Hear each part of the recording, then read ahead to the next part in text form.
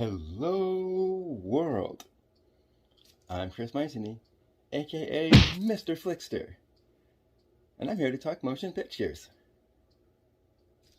Mr. FLIXTER!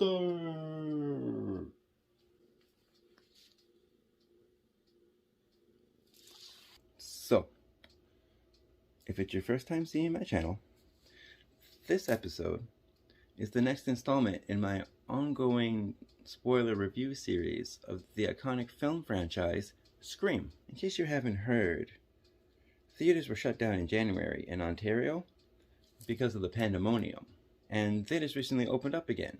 So I'm pretty excited about being able to see the new film, Scream 5.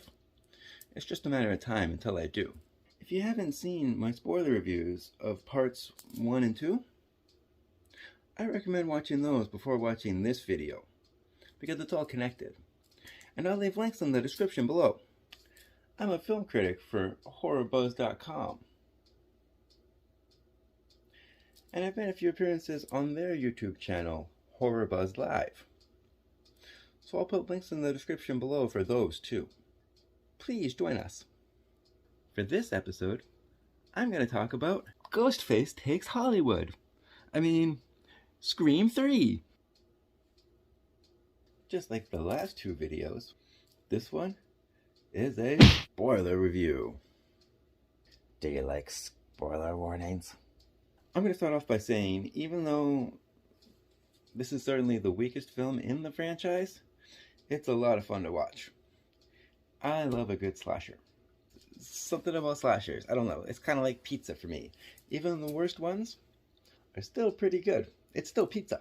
There's no argument, and I'm not denying that this is the worst Scream film, but it's still part of my annual Halloween watch that I do, along with the other films so far. The third installment takes the slasher aspect, the murder mystery aspect, and the satire aspect that made the Scream films great, and puts it in a new environment. It's been well documented that this is because of the Columbine high school shooting incident in the late 90s, right around when this film started going into production, which is why it took so long for it to come out in between sequels. Also, Kevin Williamson was really busy with a lot of other contractual obligations at the time, so unfortunately, he wasn't able to make it back. He's noticeably absent. Instead, they got screenwriter Aaron Kruger. It's well documented that not only was it a rush production, but it got leaked onto the internet. So there was a lot of rewrites going on, and a lot of the stars were quoted during interviews that they would get fresh pages the day that they were going to shoot those scenes. So if you can just imagine that, they give you the page and like, here's your scene. You just have to go from there, like barely any prep or anything. This explains why this is the first Scream film that doesn't take place at a school, and it doesn't have students as the victims. I do appreciate how it's the actors that are the victims this time, portraying the characters from Stab 3. It seems like a natural progression after the first two installments, and takes it to another meta level. Part of the fun of this film too is watching the actors interacting with the characters they portray. Thankfully though, Wes Craven is really committed to this film franchise, and he did come back to try to make the best of the whole messy situation. So part 3 starts off with Cotton Weary's phone call, played by Lee Schreiber. Starts off with a female fan of his TV show 100% Cotton. She continues to flirt with him. Suddenly the voice switches from a girl's voice to Roger Jackson's iconic Ghostface voice. Do you like spoiler warnings? And Cotton has to play that lethal horror trivia game in order to save her life, because while she's home alone, he's stuck in traffic. He has to rush back to get her while he's on the phone. It's just in time to witness her being murdered. On top of that, he unceremoniously killed off himself. I have issues with this mystical voice changer.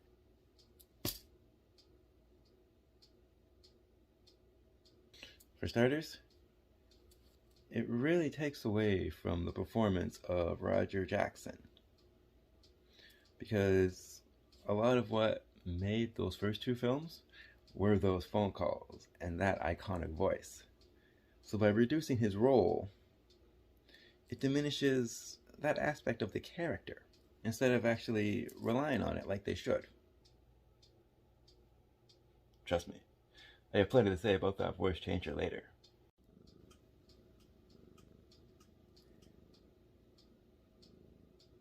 Then it cuts to Sidney Prescott, who we learn now lives alone, in hiding in a secluded mountain home. From there we learn she's taken on the role as a crisis hotline operator to help other women in distress, because she's suffering from severe PTSD herself because of the events of parts 1 and 2.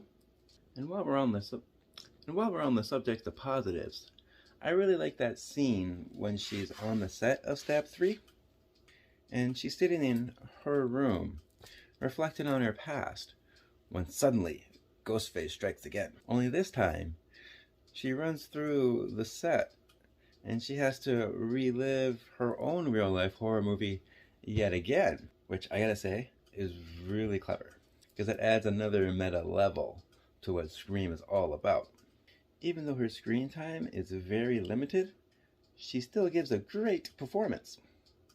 It's some of the other writing choices that I actually have an issue with. Like, I never understood the whole dead mother vision thing. Scream was never about the supernatural. It was always about being grounded in reality. That's what made parts 1 and 2 so scary. So it's kind of distracting. It kind of takes you out of the film. It feels like it belongs in another movie.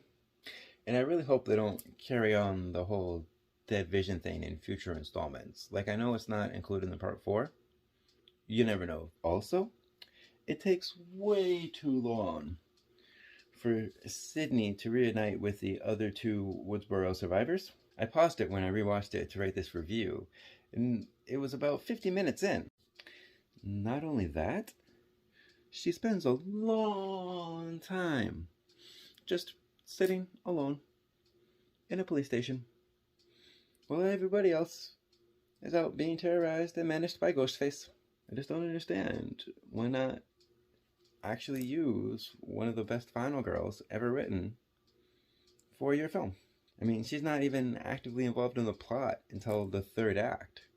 It's just not very good story structuring, in my opinion. Because of this, that means a lot of the film is actually carried by Gale and Dewey.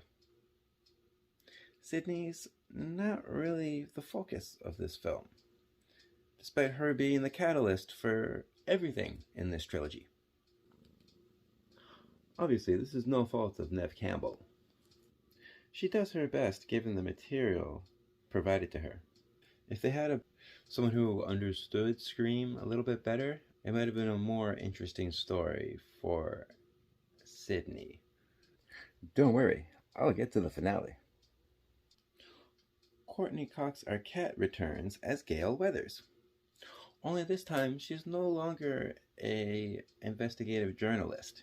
She's a consultant for the police, because she's literally written the book about this. By the way, I do like the plot line of how the different actors are being killed off, because it being celebrity deaths, again, takes it to another level. That's a natural progression from the first two films. It's a good way to raise the bar. David Arquette returns as Dewey. Only this time, he's working undercover as a technical advisor on the set of Stab 3. So he teams up with Gale, and together they go investigate the dark, seedy underbelly of 70s Hollywood in order to uncover the truth about Maureen Prescott. By the time the first movie started, she was dead a year beforehand, so we never got to know her as a character. Unfortunately, this kind of takes away from the emotional impact of everything because of this. Scott Foley plays Roman Bridger, who's the director of Stab 3. And he's upset because production has halted on his movie because of the murders. Kind of like Mickey from Part 2. Halfway through the film, he sort of disappears. And then you kind of forget that he's in it. Don't worry, I'll get to the finale. Jenny McCarthy plays Sarah Darling. She's an actress for Stab 3. She has a hilarious performance. And even though she has limited screen time, it's one of the more memorable parts. There's also a lot of really meta jokes about how frustrating rewrites can be. So I give him credit for that. That is pretty good. And she goes to meet Roman at his office when suddenly she gets the second phone call of the film. Starts off with Roman on the phone this time, and they're doing your basic line reading, when all of a sudden things get dark again. It turns into a really good chase scene involving a room full of Ghostface costumes, which I gotta say is a highlight for this film. A good chase scene is a necessity for a good Scream film. So she ends up in this prop room, and it turns into a deadly game of hide and seek before she becomes the next Ghostface victim. And the gore is really toned down, so a lot of the actual stabbing is off screen. And there's not a whole lot of blood in this. I'm not saying gore is necessary, it's noticeable. Parker Posey plays Jennifer Jolie, who plays Stab Gale. In this film, she's basically attached to Gale's hip while her and Dewey are doing their ongoing investigation. She's hilarious too in the role. She practically steals every scene that she's in. Patrick Warburton plays Stephen Stone, who is her celebrity bodyguard, because it totally fits with what Scream is all about. It's good they had a comedic actor like that come in, because he does have a lot of very funny lines. Like calling Dewey Dewdrop. Aside from that though, it's a shame that his voice wasn't used for the voice changer at all, considering he's a voice actor himself. Like a lot of these phone calls, they don't have the same suave dialogue or that sardonic, sarcastic wit that Kevin Williamson added. He gets killed off pretty quick, which is a shame too, because he feels underutilized. I mean, if you're gonna get great actors, why not, I don't know, use them? Also, I have a lot of issues with that scene afterwards, when after they find Stone dead in the driveway, they're all running back and forth out of the house trying to get away from Ghostface, and then eventually it leads up to the house exploding. It's very muddled and confusing. It's so nonsensical, and it feels so forced that it almost feels anti-Scream. Like the characters never learned from before, the ones who experienced this. And even the new people involved, they don't make smart decisions. Patrick Dempsey also joins the cast as Detective Mark Kincaid. He's on the case trying to identify this new mysterious Ghostface killer. He does fine in the role. There's a few minor hints of a romance between him and Sydney that feel forced. And then he kind of comes off as a creepy stalker because he's written to be a suspect too. But by the end, I can't help but think, why is he at Sydney's house with her friends exactly? I really hope they don't push this love story between the two of them any further in the future films. I know he's not in part 4, but still, you never know when it comes to part 5 and then future installments after that. It just seems so like it doesn't fit with what Scream is about, or Sydney. Nothing against Patrick Dempsey. I just don't think him and Neve Campbell had very good chemistry, so I hope they don't pursue that. Heather Matarazzo plays Martha Meeks, Randy's little sister. If I butchered that, I'm sorry. She was never introduced in the prior films. Her presence does feel sort of shoehorned in, but her cameo is important because she delivers a VHS tape to the other Woodsboro survivors made by Randy before his unfortunate demise in Part 2. Therefore, he's able to give his exposition dump about trilogies in a more natural way than him surviving the stabbing from Part 2. In that video, I explained my dismay for Dewey surviving his attack. It really takes away from the whole no one is safe idea. So I like the fact that he's on the tape that he pre-recorded in case anything happened to him. It's nice to have Randy around again. Lance Henriksen plays John Milton, who's a slimeball movie producer. The social commentary on the sleazy underbelly of Hollywood was really ahead of its time, considering the Me Too movement wasn't even until around the 2010s, I believe. It adds this scary realism, because unfortunately, life was like that. It wasn't a secret.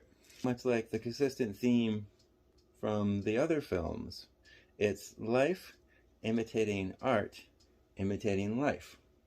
Actually kind of mind-blowing if you think about it, because Harvey Weinstein was a producer at Dimension Films at the time of this movie being greenlit and produced, before his own notorious scandal. But I think it's pretty fair to assume that he probably didn't even see the John Milton character as a reflection of himself. I thought I remembered something about Rose McGowan from Part 1 having filed allegations against him, so I looked it up, and sure enough, I was right. It was a good choice writing-wise. Very bold decision.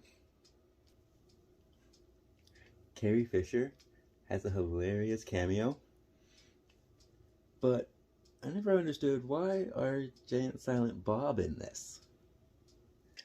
The rest of the cast is full of one-dimensional characters with little to no substance to them, and it feels like they're primarily only there for a higher kill count. Now, this brings me to the grand finale. If you really want to call it grand.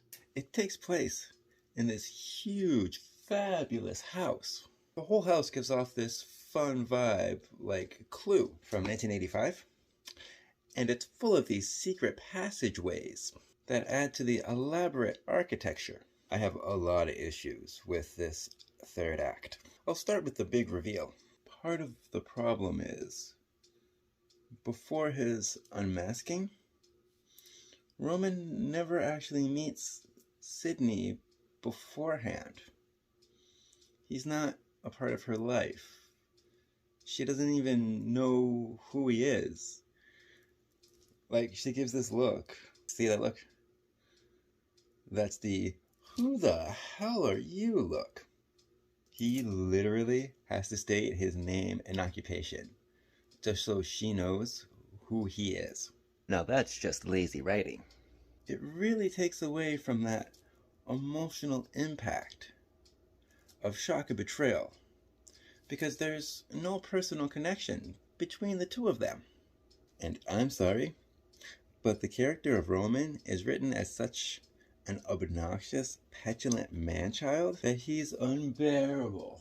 It makes it really hard to believe that he's even a killer at all, that he's capable of being the director. And that's another thing. I don't like how it sets up him using Billy and Stu as puppets, because it really diminishes their character too. I don't like when sequels mess with the originals. Like, it's one thing to add context, but don't change the past.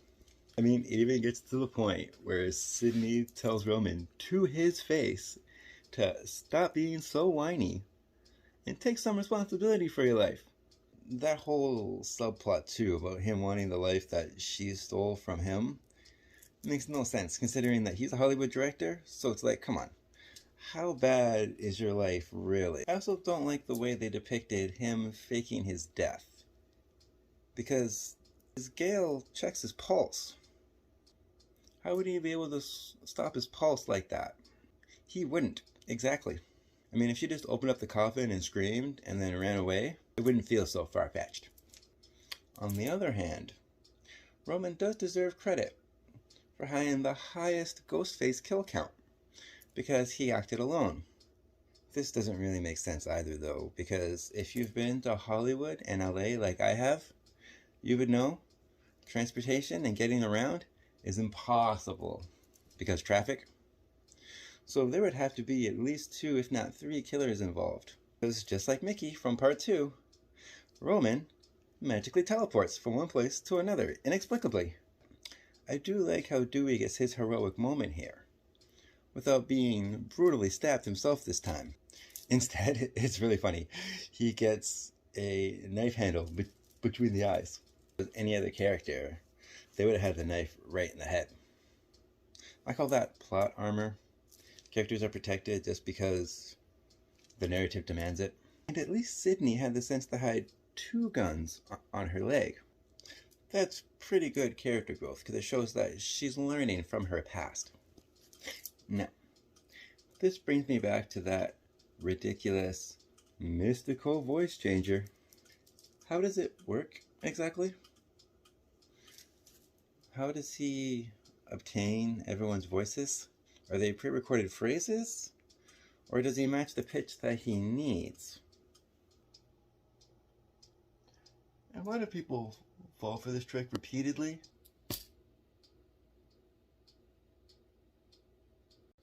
So, I wrote a review on Facebook, and I gave it a C+ on there. Despite this being the weakest link in the chain so far, it's not without its artistic merits. For me personally, there's just something about cheesy, campy, fun slashers. I just can't get enough. So, this concludes my spoiler review of Scream 3, aka Ghostface Takes Hollywood. Funny story. In 2000, I was in high school, and a few months before this movie came out, my best friend had just started working at the cinema nearby, where we used to live.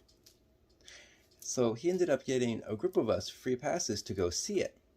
So, not only was it the first Scream film that I saw in theaters, but it's one of the first films that I remember going into the cinema seeing, and then coming out of it feeling really disappointed. But it has grown on me over the years, because of what I've talked about. It's silly, yeah, but it's still fun. Even the worst slashers have their perks. Please keep in mind, this is only my opinion. It's okay to disagree with me, and it's okay to agree to disagree. Just have some class about it. I'm Chris Mytony. You can call me Mr. FLIXTER. And I just love talking motion pictures. Until next time, have a great day. Mr. FLIXTER. And remember, if you're a cinemaniac like me, make sure you like and subscribe down below.